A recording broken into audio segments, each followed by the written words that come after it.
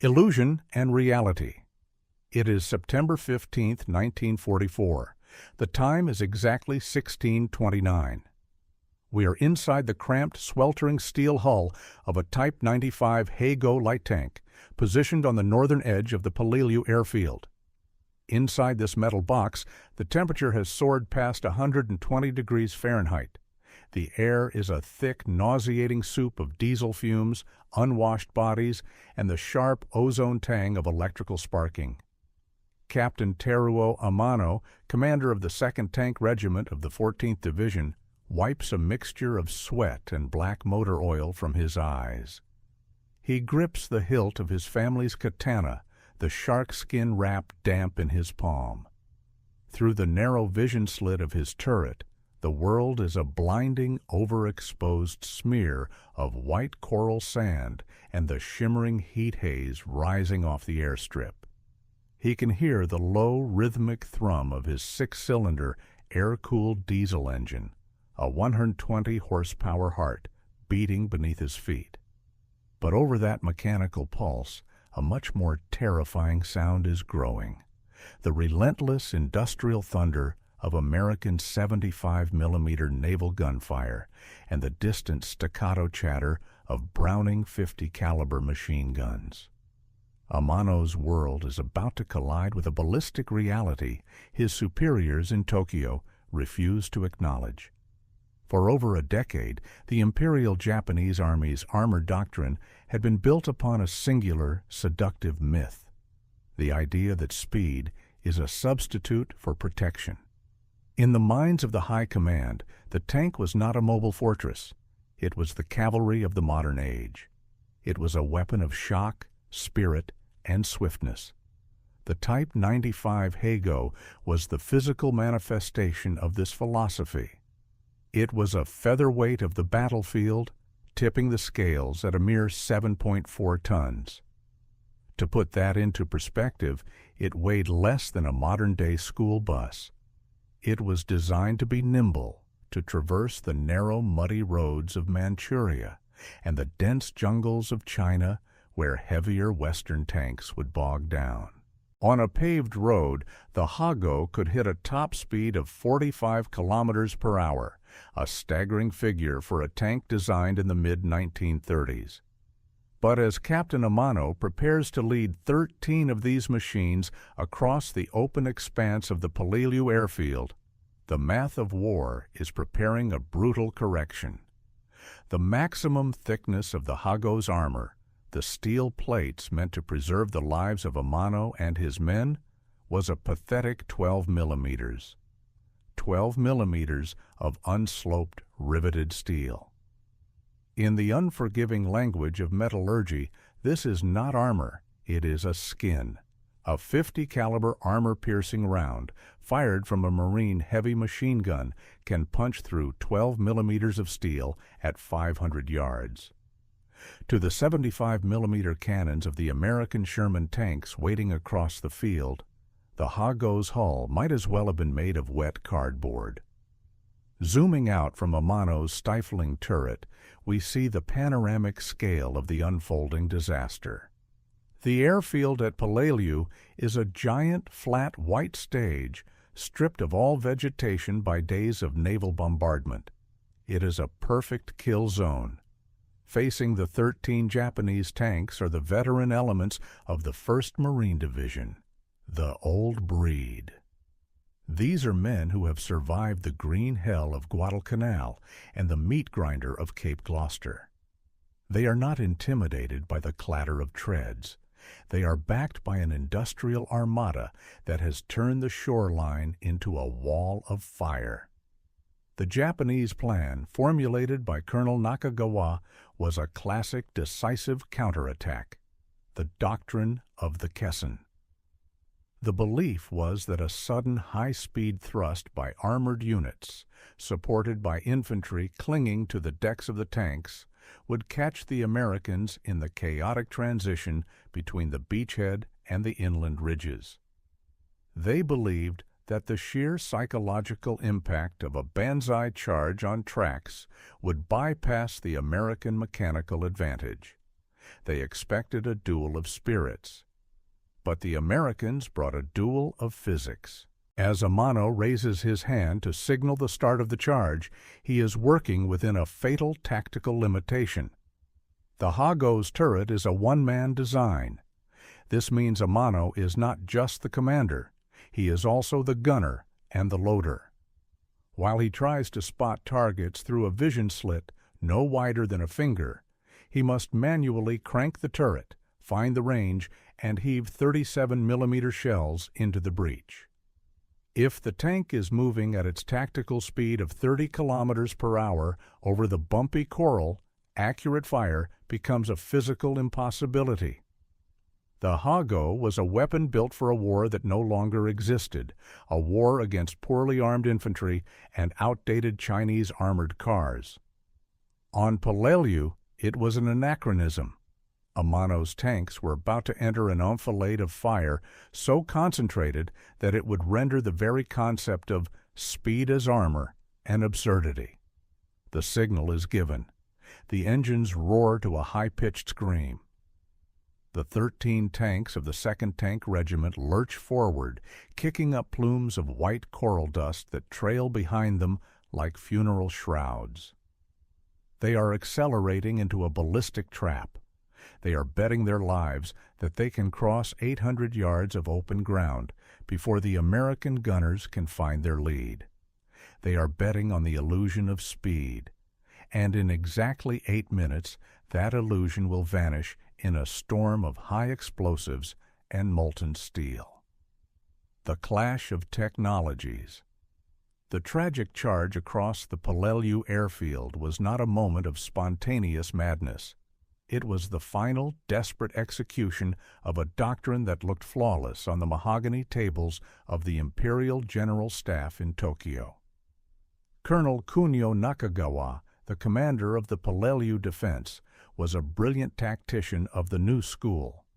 He had spent months turning the island into a subterranean hornet's nest, abandoning the traditional suicidal beach defenses for a strategy of attrition. But even Nakagawa could not escape the gravitational pull of the decisive counterattack. The plan was a masterstroke of theoretical maneuver. As the Marines struggled to organize their beachhead, the 2nd Tank Regiment would strike the seam between the 1st and 5th Marine Regiments, splitting the invasion force in two and driving them back into the Philippine Sea. But Nakagawa's plan was built on a foundation of sand. It ignored the brutal industrial reality of 1944 ballistics. To understand a slaughter that was about to occur, we have to look at the mechanical DNA of the two predators meeting on that white coral stage. The Type 95 Hago was a relic of a different era. Its 37mm Type 94 cannon was an elegant weapon for 1935, but by 1944 it was essentially a pea shooter. It fired a 1.5-pound shell with a muzzle velocity of 700 meters per second. Against the thin-skinned trucks or the obsolete Soviet tanks of the border wars, it was lethal. But against the armor plating of the American industrial machine, it was a joke. To penetrate the frontal armor of a Sherman tank, Captain Amano's gunners would have to navigate their flimsy machines to within 50 yards, close enough to see the rivets on the American hulls. It was a suicide mission masquerading as a tactical maneuver. On the other side of the airfield stood the M4A2 Sherman, the medium monster of the Pacific. This was not a weapon built on the philosophy of spirit or speed. It was a weapon built on the philosophy of the assembly line and the heavy forge. The Sherman was a 5-man combat system. While Captain Amano was struggling to steer, load, aim, and command all at once in his cramped one-man turret, the American tank commander had a dedicated gunner, a loader, a driver, and a co-driver. The Sherman's 75mm M3 gun was a masterpiece of destructive power. It fired a 15-pound shell, 10 times the weight of the Japanese projectile, at a velocity that allowed it to accurately engage and destroy a Hago from 2,000 yards away. This was the ballistic nightmare Amano faced. The Americans could kill him before he even saw them. The speed is armor doctrine presumed that a fast-moving target is hard to hit. But on the flat, unobstructed expanse of the airfield, that theory evaporated. At 300 yards, a Hago moving at 30 kilometers per hour is a zero-deflection target for a stabilized American tank gun. It was like a clay pigeon moving in a straight line for a world-class trap shooter. As the 13 Japanese tanks surged forward, the logistics of the island itself began to betray them. The Peleliu heat was not just a burden for the men, it was a killer of machines.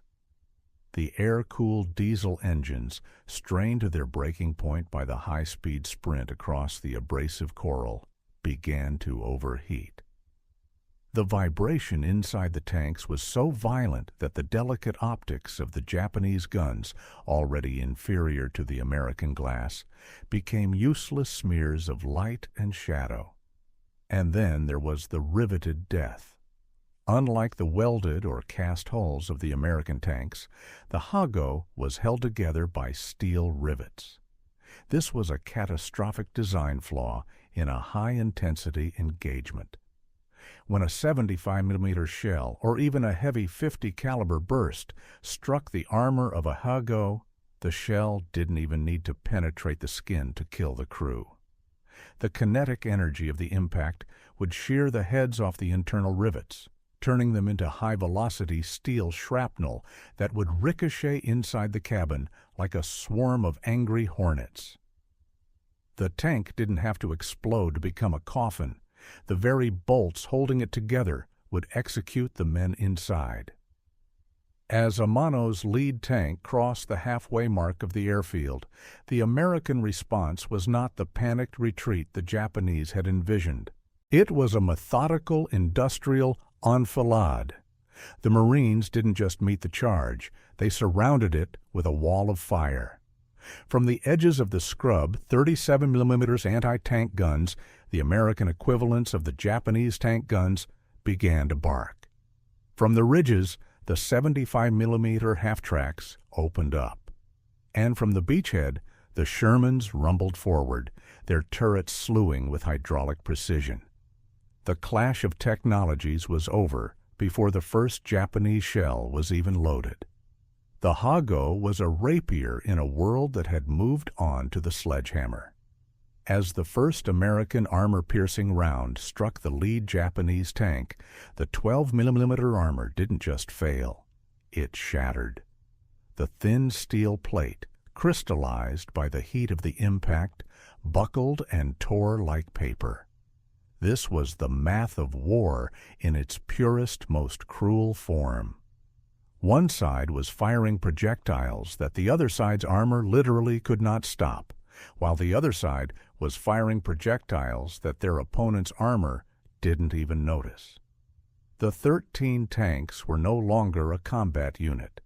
They were 13 targets in a shooting gallery, moving at high speed toward an industrial meat grinder that had been waiting for them since they left the factory in Nagoya. The clash had begun, and the tragedy of the speed is armor doctrine was about to be written in blood on the white coral of Peleliu. The mathematics of murder. At 1630, the air over the Peleliu airfield ceases to be a gas and becomes a solid medium of flying metal. The transition from a high-speed maneuvers to a localized massacre is instantaneous. To the Marines of the 1st Regiment, watching from the edge of the scrub, the 13 Japanese tanks do not look like a terrifying armored fist.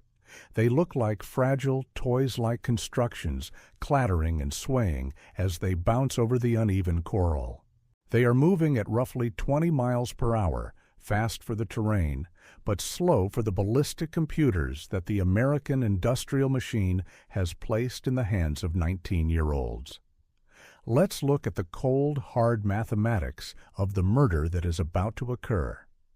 This is where the doctrine of spirit meets the physics of kinetic energy.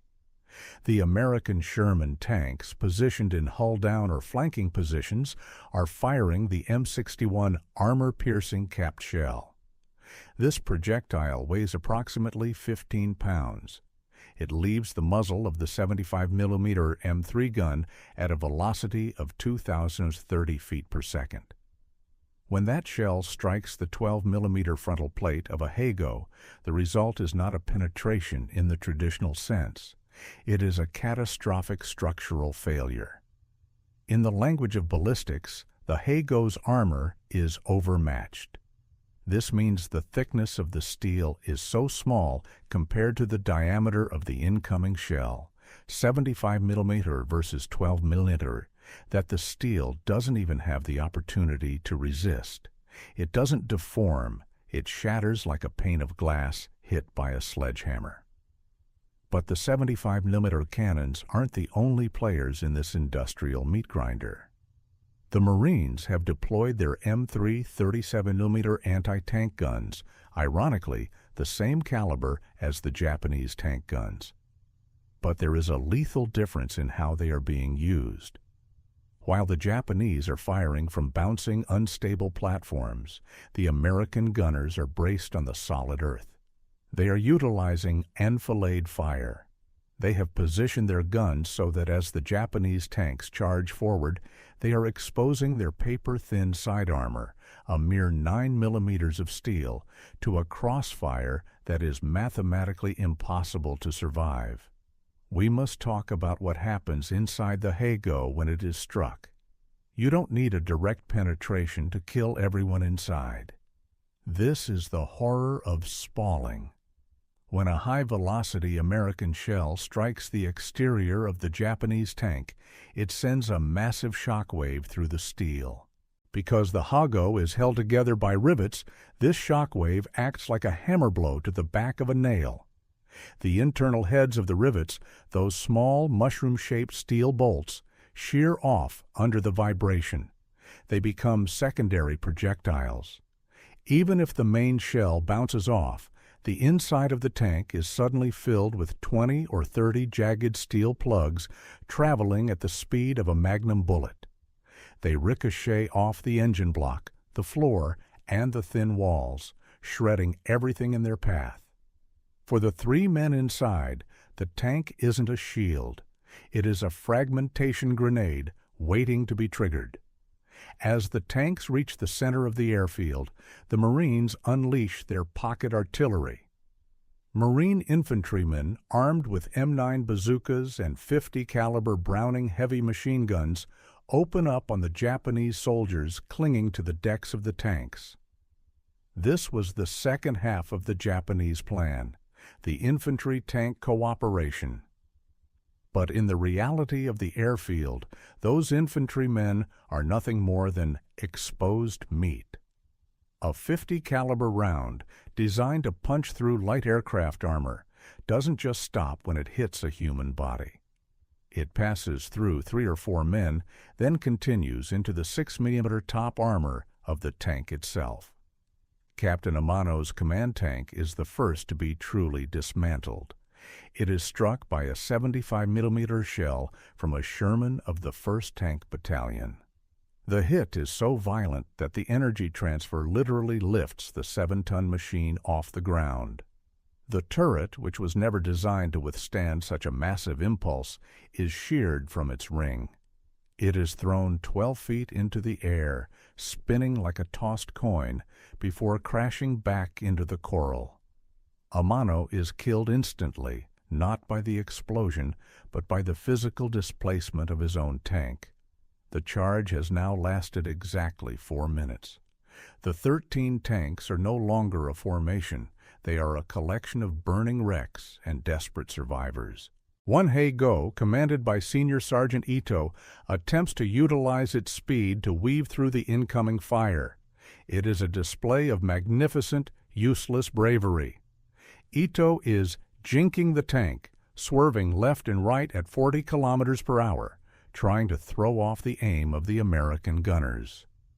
But the mathematics of murder are against him. The American gunners have been trained in a system of volley fire. They aren't aiming at one tank. They are filling a specific zone of destruction with high explosives.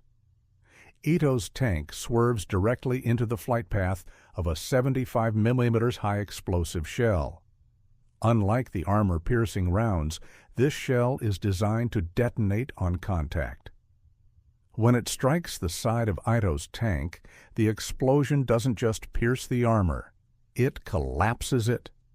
The thin steel plate buckles inward, creating a vacuum effect that pulls the fuel lines and ammunition racks into the center of the cabin.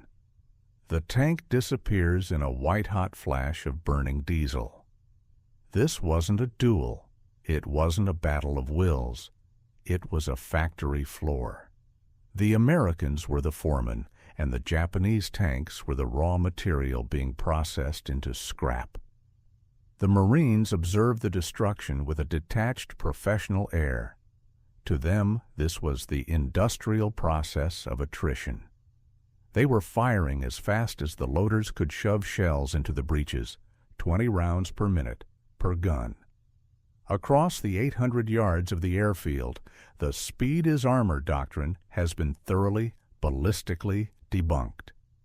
The 13 Japanese tanks have been met by an estimated 400 rounds of heavy-caliber fire in less than 8 minutes.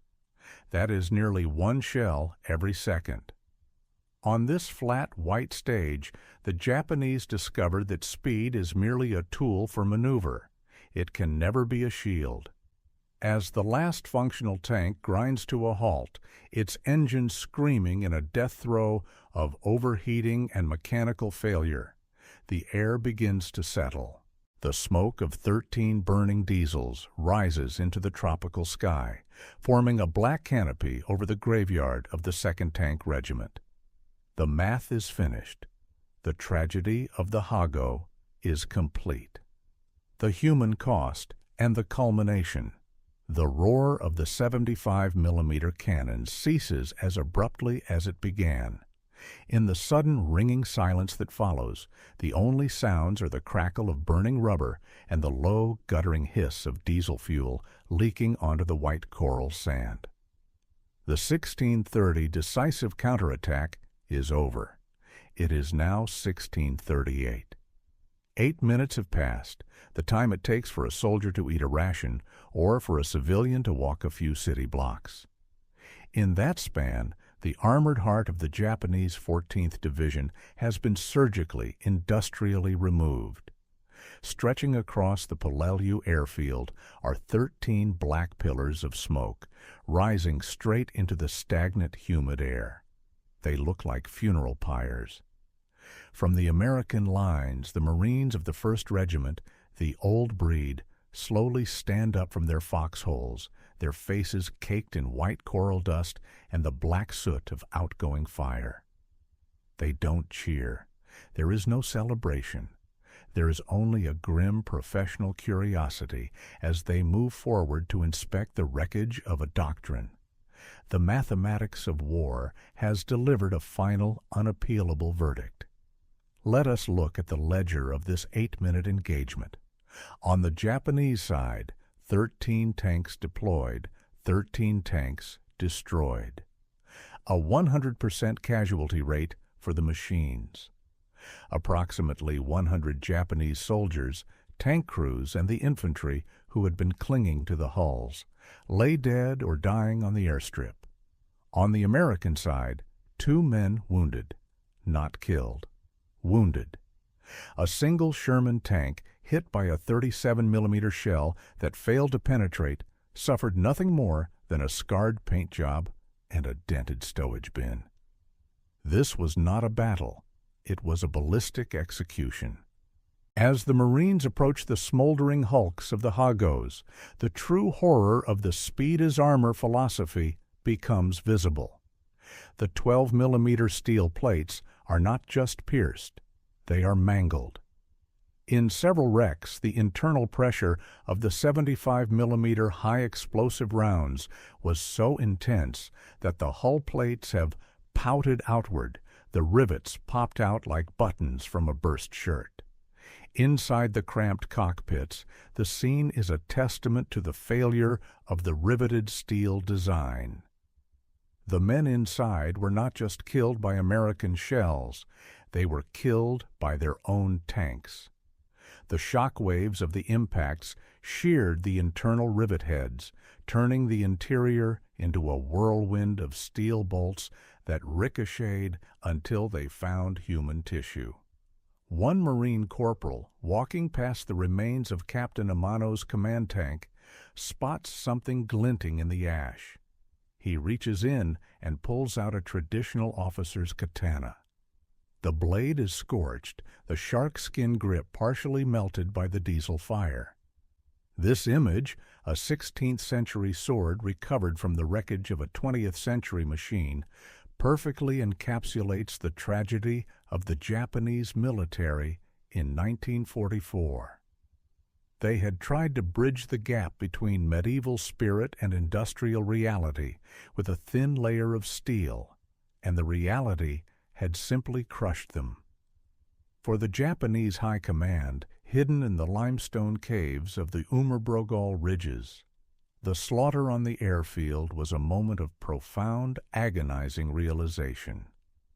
The banzai charge, the primary tool of Japanese tactical aggression for decades, was dead. Whether it was carried out on foot or on tracks, the spirit of the bayonet could not survive the industrial meat grinder of American fire support. Colonel Nakagawa, watching the destruction from his command post, realized that Peleliu would not be won in a decisive, heroic sweep. It would be a slow, agonizing descent into a subterranean war of attrition. The airfield, once a strategic prize, had become a graveyard for an ideology. The Japanese had gambled that their speed would protect them, but physics had proven them wrong. On a flat, open surface, speed is merely a variable that a well-trained gunner can calculate. It is not a shield. It is not a defense. The 13 tanks of the 2nd Tank Regiment had died because their creators believed that the courage of the crew could compensate for the weakness of the metallurgy. As the Marines begin to drag the burning wrecks off the runways to make room for American transport planes, they are participating in a symbolic transition. The age of the spirit-based maneuver was being buried under the weight of industrial firepower. The Japanese soldiers who died on the airfield were not victims of cowardice. They were victims of a flawed engineering philosophy that valued the offensive strike over the survival of the operator. The culmination of the battle for the Peleliu airfield was not just the destruction of 13 light tanks. It was the moment the Imperial Japanese Army was forced to abandon its primary identity. For the next 70 days of the campaign, there would be no more glorious charges, no more high-speed maneuvers. There would only be the dark, the caves, and the slow, methodical destruction of a garrison that had learned too late that speed is no substitute for steel. The mathematics of murder had finished its work on the airstrip, leaving behind a field of scrap metal and the bitter realization that in the face of an industrial giant, even the fastest warrior is just another target. Epilogue and Legacy. Today, the Peleliu airfield is a place of profound, haunting silence. The tropical sun still beats down on the white coral with the same intensity it did in September 1944, but the thunder of the 75mm guns has been replaced by the gentle rustle of palm fronds and the distant cry of seabirds. If you walk along the edges of the runway, past the encroaching jungle, you will find them, the monuments to a mistake. The rusted skeletal remains of Captain Amano's Type 95 Hagos still sit where they were stopped 80 years ago. In the salt-heavy air of the Pacific, the 12-millimeter steel plates have undergone a final chemical transformation. The armor that couldn't stop an American shell has been turned into a brittle orange lace by decades of oxidation. You can now reach out and snap off a piece of a tank's hull with your bare fingers. The industrial pride of the Mitsubishi factories has been reclaimed by the island's earth. For the survivors of the 1st Marine Division, the 8-minute slaughter on the airfield was merely the prologue to a nightmare. The destruction of the tanks signaled the end of the clean war of maneuver and the beginning of the meat grinder. Colonel Nakagawa, witnessing the absolute failure of his armored counterattack, withdrew his remaining forces into the jagged limestone heights of the Umurbergal. He had learned the most bitter lesson of the Pacific, that the spirit of the bayonet was a suicide pact when faced with American industrial output. Nakagawa would spend the next 2 months leading a defense of such savage attrition that it nearly broke the old breed. When the end finally came in late November, he followed the ancient code of his ancestors. He burned the regimental colors and committed ritual suicide, seppuku, inside his command cave. He died knowing that his tanks, his doctrine, and his empire had been ballistically outclassed. The tragedy of the Hago at Peleliu forced a radical late-war shift in Japanese military thought. The High Command finally realized that speed as armor was a lethal delusion. They began to produce heavier tanks, like the Type 3 Chinook and the Type 4 Chito, featuring thicker plates and high-velocity 75-millimeter guns. But it was too little, too late.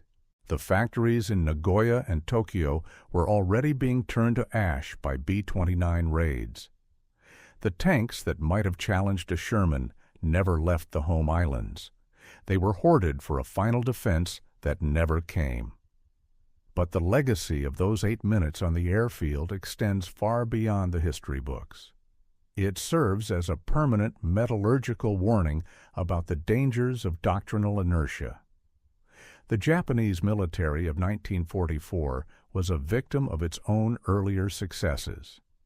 Because the Hago had performed well against the under-equipped armies of the 1930s, the leadership convinced themselves that it was good enough for the 1940s. They chose to believe in the myth of spiritual superiority because it was cheaper than retooling their steel mills. In the world of modern military theory, we still see echoes of the Peleliu airfield. Every time a new technology emerges, be it drones, anti-tank missiles, or active protection systems, the debate between speed and protection resurfaces. We are still asking the same question Captain Amano asked: can we move fast enough to avoid being hit? Peleliu's answer remains unchanged. Speed is a tool for the tactician, but it is not a shield for the soldier. In a high-intensity conflict, when the mathematics of murder begins to run its course, there is no substitute for the physical integrity of the machine. As the jungle slowly swallows the last of the Hagos, these wrecks have become more than just scrap metal. They are a physical record of the moment a medieval culture finally shattered against the anvil of an industrial giant. They stand as a testament to the brave men who climbed into those steel ovens, fueled by a spirit that their machines simply could not support. As the screen fades to black, remember the image of that scorched katana recovered from the wreckage. It is the perfect symbol of the tragedy, a weapon of exquisite spirit lost in a war of cold, hard physics. The 13 tanks of the 2nd Tank Regiment didn't just lose a battle. They proved that in the arena of modern war, courage is the price of admission, but technology is the price of survival. The hollow armor, the intelligence autopsy, While the smoke was still rising from the charred remains of the 2nd Tank Regiment, a different kind of American soldier arrived on the Peleliu airfield. These were not the combat-hardened Marines of the front lines, but the cold, analytical minds of the Foreign Weapons Evaluation Board. Armed with micrometers, metallurgical kits, and cameras, they performed a technical autopsy on the skeletons of the Hagos.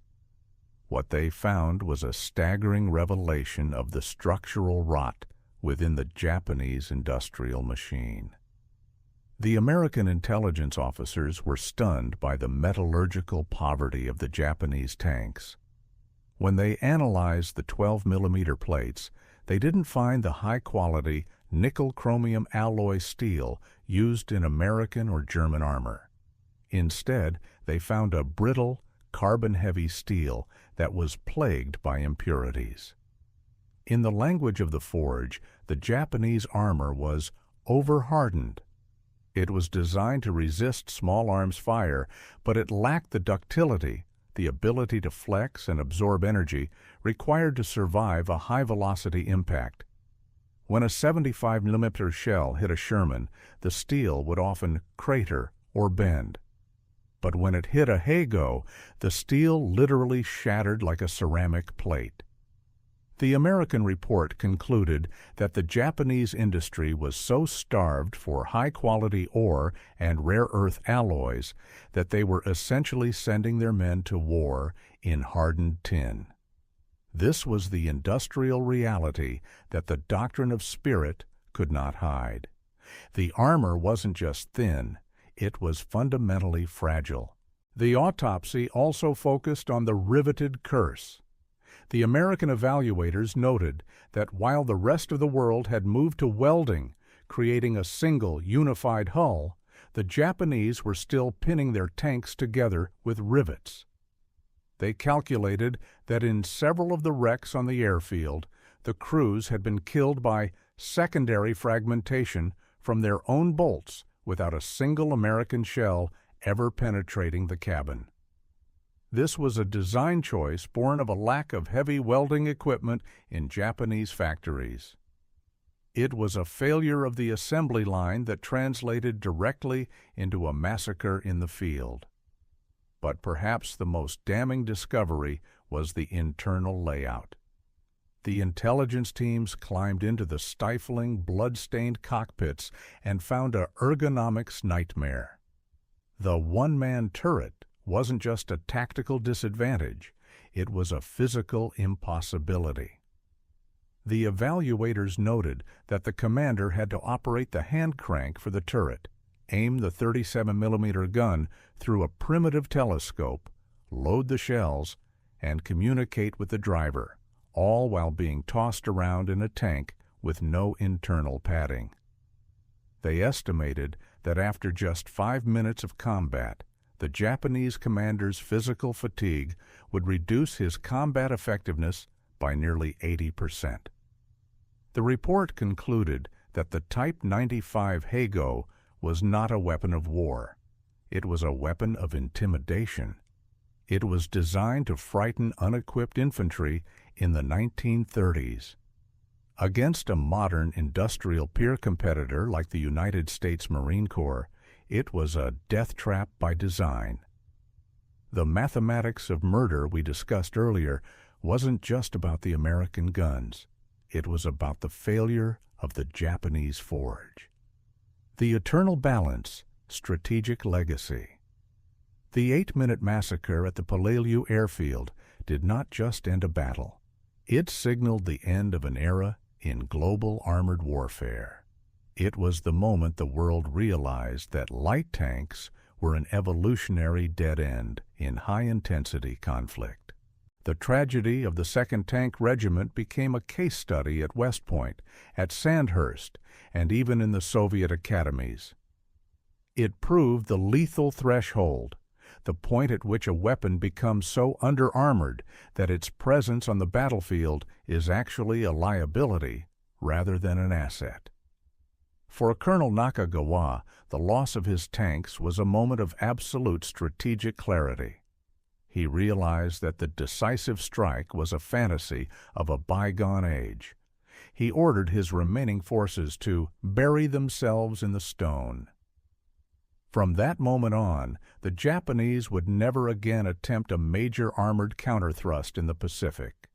They would turn their tanks into stationary pillboxes, digging them into the ground until only the turrets were visible. They traded the illusion of speed for the reality of Earth. This shift prolonged the battle for Peleliu for another 2 months, turning it into the costliest campaign in the history of the Marine Corps. But the scars of the airfield remained. For the Japanese soldiers hidden in the caves, the memory of those 13 pillars of smoke on the airstrip was a constant reminder that their technology had failed them. The spirit of the bayonet was no longer a promise of victory. It was a ritual for a graceful death. When we look at modern warfare today, the echoes of Peleliu are everywhere. We see them in the debate over the Stryker vehicles in Iraq or the light armor tanks in the plains of Ukraine. We are still caught in that eternal balance. Do we choose speed and deployability, or do we choose the heavy, slow protection of the forge? The Hagos on the airfield stand as a warning to every military planner who believes that agility can replace servability. As the sun sets over the Pacific, casting long shadows across the silent runways of Peleliu, the rumbled skeletons of the Hagos remain. They are not just ruins, they are a physical manifesto. They tell us that courage is a finite resource and that a nation that asks its soldiers to compensate for poor engineering with fighting spirit is a nation that has already lost the war. The 12mm armor of Captain Amano's tank was more than just a piece of steel. It was a boundary line between 2 different centuries. On one side, the medieval belief in the warrior. On the other, the industrial belief in the machine. On September 15, 1944, those 2 worlds collided for 8 minutes, and the machine won. The airfield is quiet now. The black smoke has long since cleared. But if you stand in the center of that white coral expanse and listen closely, you can almost hear the ghostly clatter of the treads and the roar of the 75mm guns. It is the sound of an empire shattering. It is the sound of the mathematics of murder reaching its inevitable conclusion. Speed is not armor. Spirit is not steel. And on the island of Peleliu, 13 tanks and 100 men paid the ultimate price to prove it. The echoes of the coral, the final verdict. The smoke of the 2nd Tank Regiment has long since dissipated into the tropical sky, but the silence that followed on the Peleliu airfield was not an ending. It was a transformation. To truly understand the gravity of those 8 minutes, we must look at the man who gave the order, Colonel Kunio Nakagawa. From his command post high in the Bloody Nose Ridge, Nakagawa had watched the charge through high-powered binoculars. He didn't see a heroic sacrifice. He saw the physical annihilation of his mobile reserve in the time it takes to smoke a single cigarette. In that moment, Nakagawa underwent a profound psychological shift that would dictate the next 2 months of the campaign. He realized that the warrior's code, the Bushido of the open field, was a death sentence in the age of the 75mm cannon. He immediately issued a radical order: persistence over heroism. He commanded his surviving infantry to stop seeking a glorious death and start seeking an industrial delay. The tanks that were not destroyed on the airfield were stripped of their engines, buried in the limestone, and turned into static iron coffins. Japan had officially retired the tank as a weapon of maneuver in the Pacific. The mathematics of war for the remainder of the Peleliu campaign became a grim ledger of human attrition. Because Nakagawa abandoned the speed is armor doctrine after the airfield disaster, the 1st Marine Division was forced into a cave-by-cave struggle that lasted 73 days.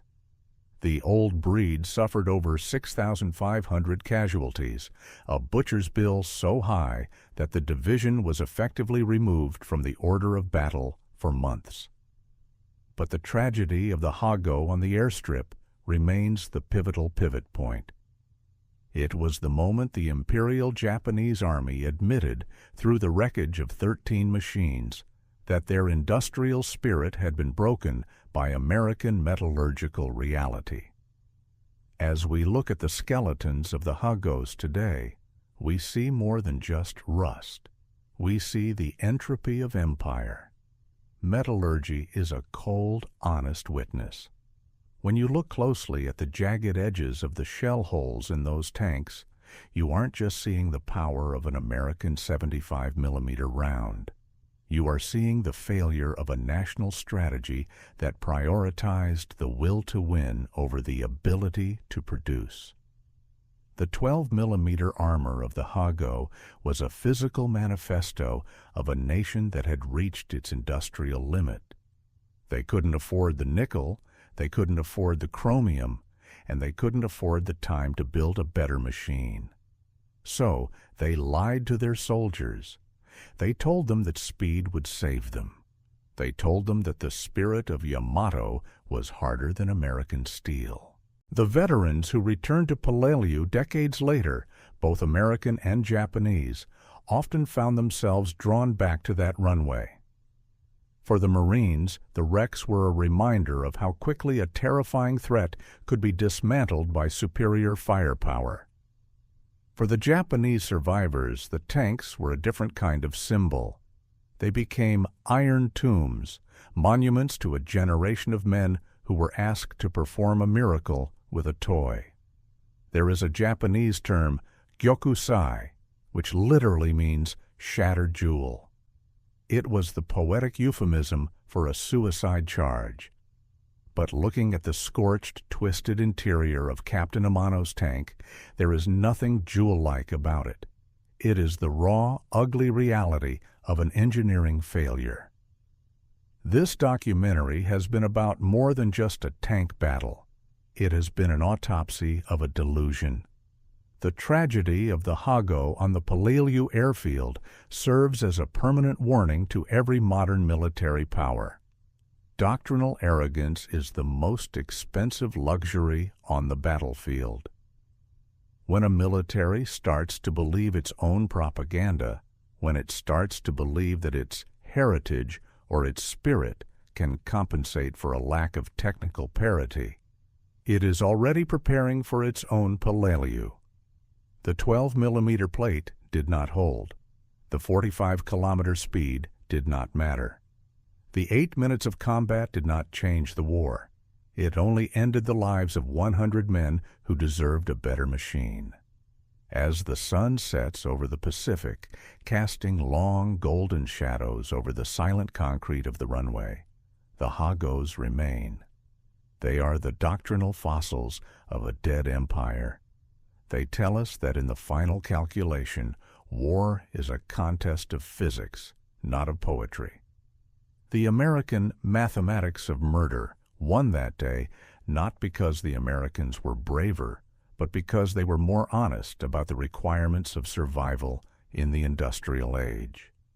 We leave Peleliu as it is now, a place of peace where the jungle slowly covers the mistakes of the past. But beneath the vines, the steel is still there. If you touch it, it's cold, it's thin, and it's a reminder that speed is a tool, but only steel is a shield.